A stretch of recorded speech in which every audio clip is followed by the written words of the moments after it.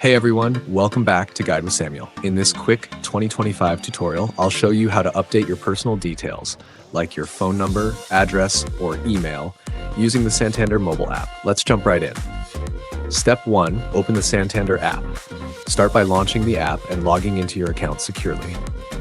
Step 2, go to the main menu. Tap the menu icon, usually 3 lines or your profile photo in the top corner. Step 3, tap on My Profile or Personal Information. Scroll down and look for the option that lets you access your personal info. Step 4, choose what to update. You'll see fields like email address, phone number, home address, communication preferences.